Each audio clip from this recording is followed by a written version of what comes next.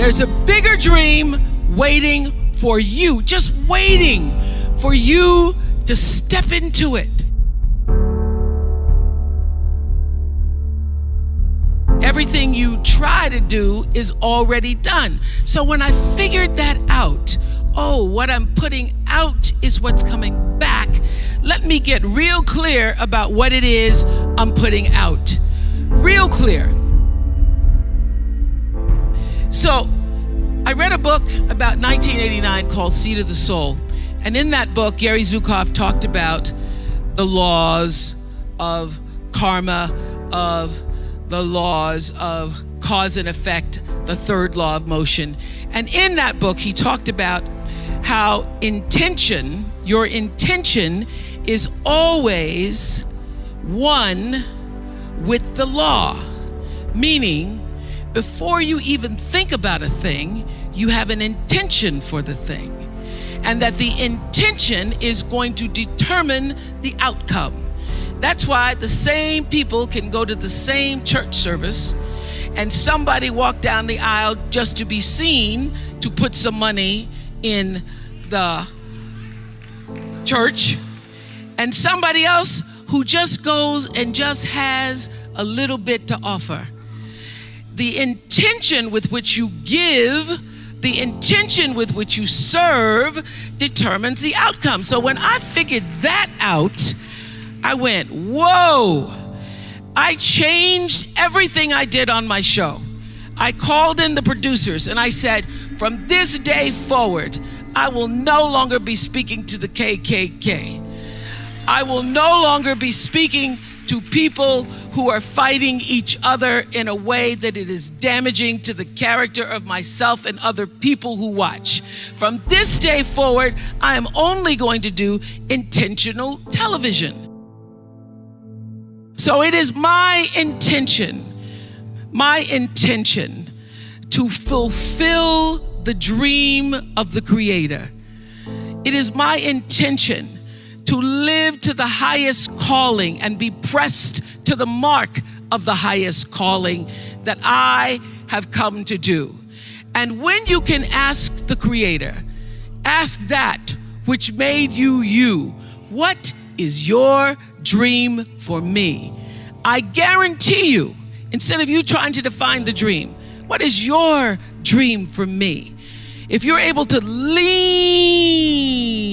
into the dream that the universe and all the forces of light and love and power and grace by all the names that we call God has for you, nobody can touch you. Every single day, I would have a pre-show meeting and have the producers come in and state to me, what is your intention? How do we want to use whoever is on this show, whatever is happening on this show, to serve the audience in a way that fulfills the mission of uplifting, enlightening, encouraging, as well as entertaining. And if it doesn't do that, then I can't do it.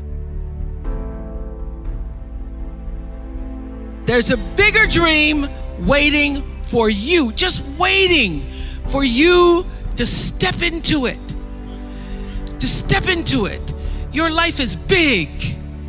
Your life is huge. And we spend so much time wanting to be in somebody else's life.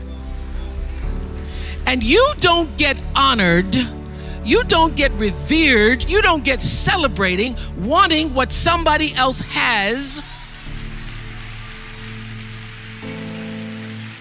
because that which created you, divine intelligence that dreamed you from before your ancestors ever knew they would become your ancestors, that which dreamed the seed of you, wants you to know how special, how wondrous, how mysterious, how complex, how glorious, how phenomenal you are.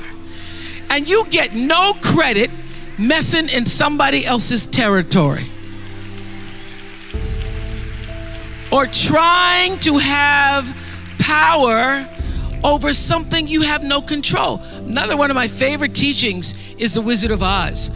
When the Wicked Witch of the West says, go away from here because you don't have any power here, you have no power in any territory other than your own. Oh, but you are the master of that. You get to be the master of your own fate. You get to be the captain of your own soul. And if you just manage that, if you just took care of your territory, oh, the glorious, glorious, glorious, wondrous opportunities and possibilities that are waiting for you. So the question is, what are you resisting?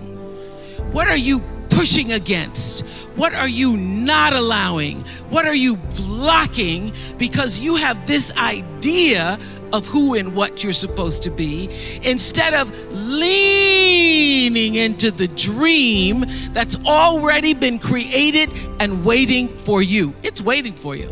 And the second, it's an instant thing. It's a shift in the way you see yourself and the power from which you have come.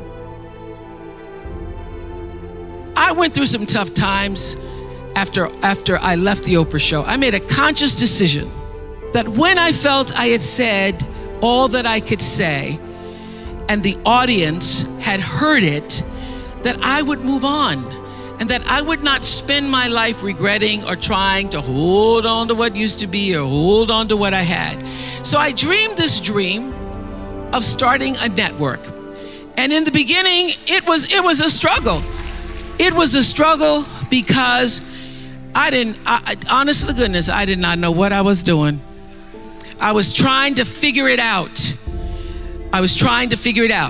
I thought that the Oprah show audience would follow us to OWN, and then I realized y'all didn't have cable.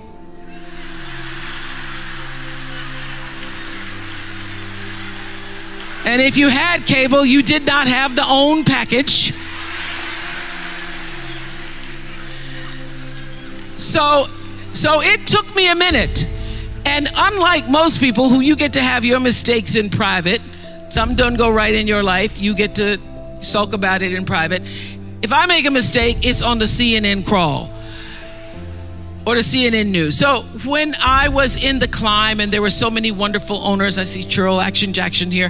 There were so many wonderful owners, people who said, oh, we're gonna stand with you. We're gonna stand by you. Thank you, Roland Martin. There were so many people who said, listen, we believe that this can happen. So I dreamed the dream along with Tyler Perry, who was my friend, who came to me and said, Tyler said, I'm gonna help you out because Tyler can go home and write a script and direct it, produce it, and shoot it, and do it for less money than anybody in Hollywood. So we started with the foundation of have and have nots.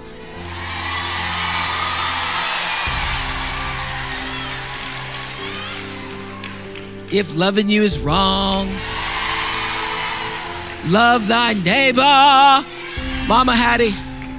And then I started to dream another dream about scripted television, because in the beginning I was told you couldn't do it.